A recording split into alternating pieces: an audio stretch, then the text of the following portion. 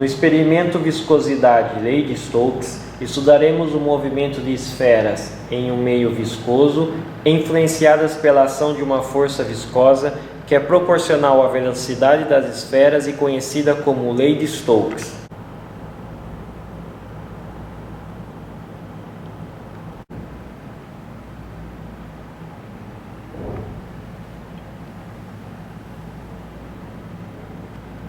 Para a esfera se deslocando no meio, as três forças agindo são o peso da esfera, o empuxo e a força viscosa. Quando a força viscosa é tal que a resultante das três forças é nula, a esfera se desloca com velocidade constante. Esta velocidade, também conhecida como velocidade limite, é dada por essa expressão e depende da densidade da esfera, da densidade do meio, da aceleração da gravidade, do raio das esferas e do coeficiente de viscosidade do meio. Porém, como as paredes do tubo influenciam o movimento, essa expressão só é válida quando a velocidade real das esferas é multiplicada por um fator de correção chamado fator de Ladenburg, que depende das dimensões do tubo e dos raios das esferas.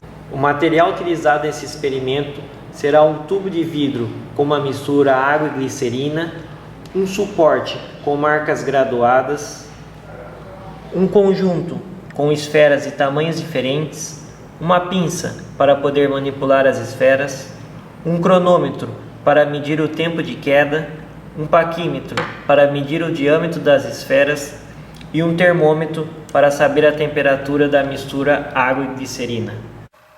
George Gabriel Stokes nasceu em Skryne, na Irlanda, no ano de 1819. Aos 18 anos, ele foi estudar em Cambridge, na Inglaterra.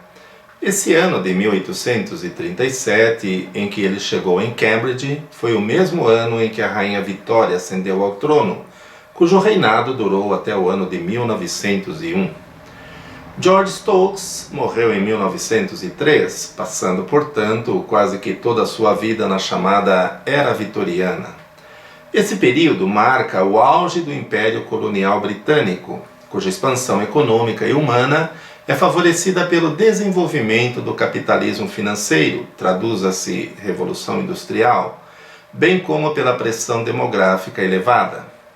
O Império Britânico foi o maior império em terras descontínuas do mundo, composto por domínios, colônias, protetorados, mandatos e territórios governados ou administrados pelo Reino Unido.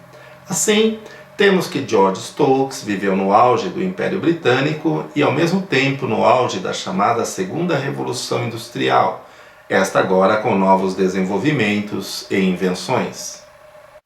Havia, no entanto, um contraste entre a opulência material e a degradação humana, o que fazia de Londres uma cidade de uma singularidade absoluta. Nas palavras de um observador da época, tudo é tão grandioso, tão enorme, que se fica atônito e estupefato com a grandeza da Inglaterra. O tom otimista desaparece em seguida, ao ser avaliado o custo social do crescimento econômico. A despeito do enorme contraste, tem-se desse período uma lista de cientistas e inventores vitorianos das mais diversas áreas, como por exemplo Darwin, Faraday, Maxwell, Kelvin, Wheatstone, Ada e Babbage. Bem, precisamos fazer um parênteses aqui para falar um pouco desses dois. Charles Babbage e Ada Byron não eram casados. Ele era filho de um banqueiro e ela era filha do excêntrico poeta inglês Lord Byron. Talvez por isso mesmo ela estudou matemática, algo não usual para uma moça da época. Ambos são considerados os pioneiros da computação. E entre estes e tantos outros, temos George Stokes, que desenvolveu e publicou a Lei de Stokes no ano de 1851. Stokes era matemático e foi professor lucasiano de matemática em Cambridge, cátedra esta que já tinha sido ocupada por Isaac Newton. As contribuições de Stokes são diversas nas áreas de hidrodinâmica, ótica, geologia e fotoquímica. O estudo da viscosidade, em particular, encontra aplicações das mais variadas, como no movimento de micro-organismos, na mineração, na indústria automotiva, não deixando de lembrar que existe um instrumento chamado viscosímetro e que é baseado na lei de Stokes. A lei de Stokes foi de fundamental importância no Prêmio Nobel de Física de 1923 e do Prêmio Nobel de Física e também no de Química, ambos no mesmo ano de 1926, ou seja, a lei de Stokes conduziu à obtenção de pelo menos 3 prêmios Nobel. George Stokes vinha de uma família profundamente religiosa. Seu pai era pastor protestante e ele manteve-se religioso até o fim da vida, chegando mesmo a escrever sobre a Bíblia.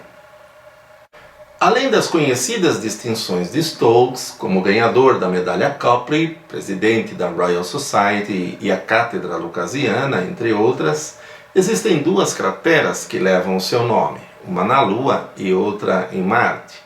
George Stokes teve 5 filhos de seu casamento com Mary Robinson. Passou os últimos anos de sua vida com uma filha, pois já tinha perdido 3 filhos e a mulher. Morreu aos 84 anos e foi sepultado em Cambridge.